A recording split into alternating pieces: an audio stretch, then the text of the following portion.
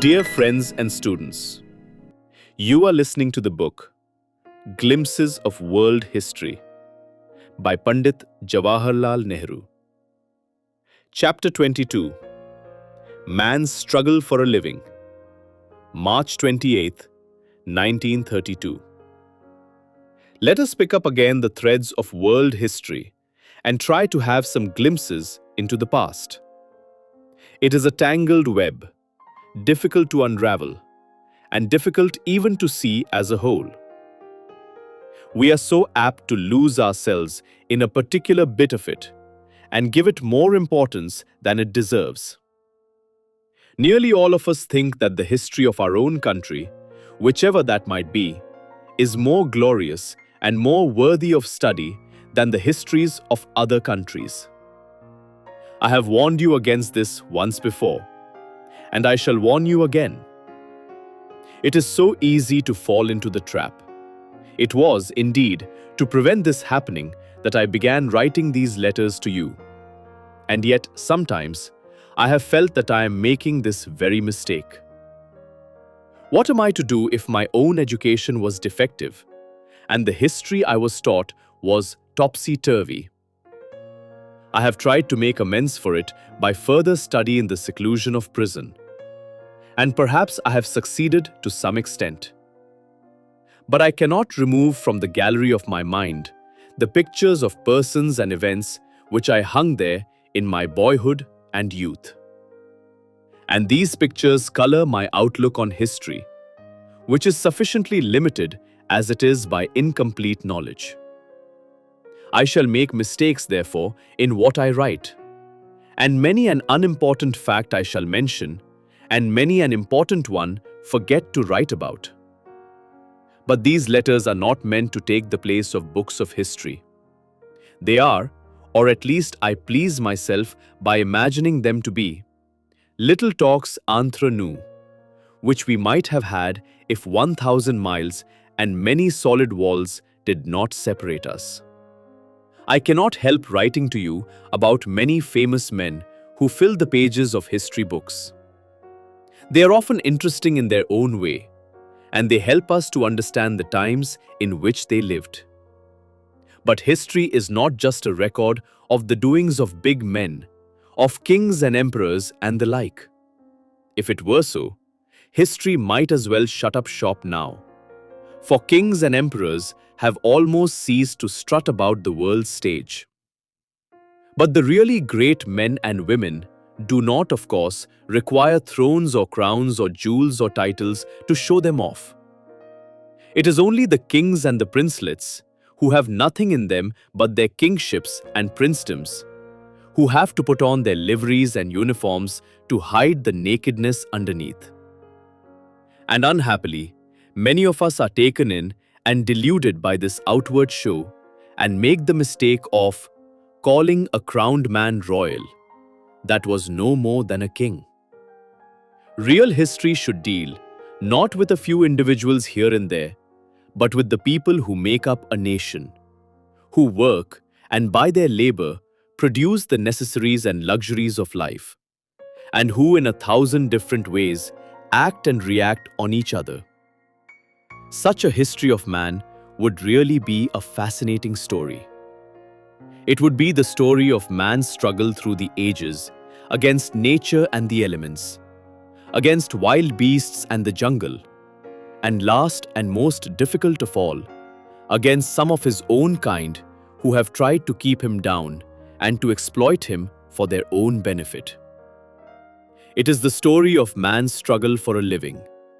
And because in order to live, certain things like food and shelter and clothing in cold climates are necessary, those who have controlled these necessities have lorded it over man.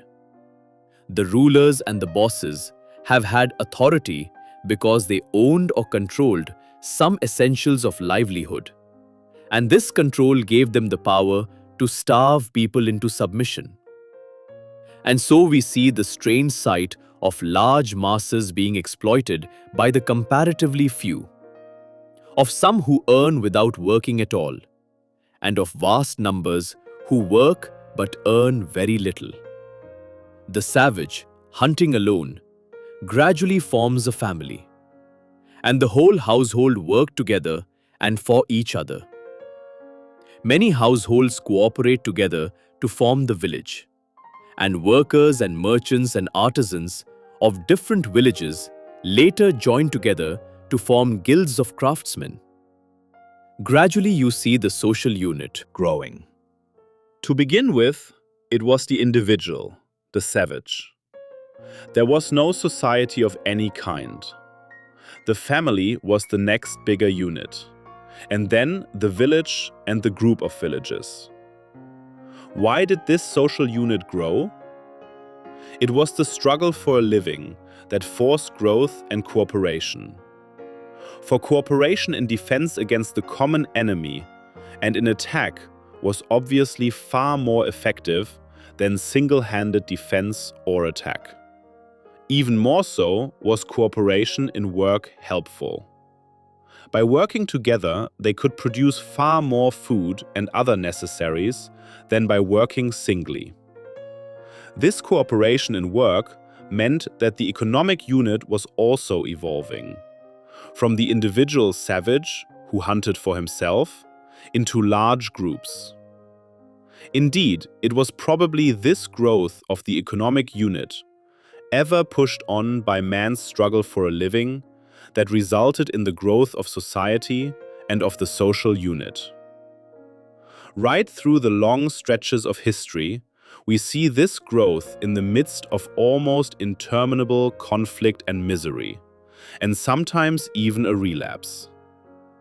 But do not imagine that this growth means necessarily that the world has progressed greatly or is a far happier place than it was. Perhaps it is better than it was, but it is very far from perfection, and there is misery enough everywhere. Life becomes more and more complicated as these economic and social units grow. Commerce and trade increase. Barter takes the place of gift, and then money comes and makes a tremendous difference to all transactions. Immediately trade goes ahead, for payment by gold or silver coin makes an exchange easy. Later, even coin is not always used, and people use symbols. A piece of paper with a promise to pay is considered good enough. Thus come into use banknotes and checks. This means doing business on credit. The use of credit again helps trade and commerce greatly.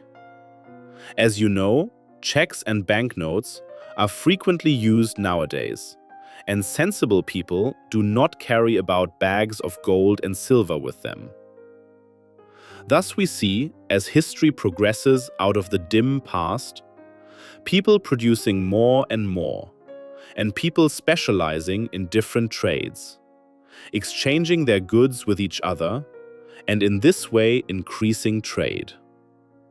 We see also new and better means of communication developing, especially during the last 100 years or so, after the steam engine came.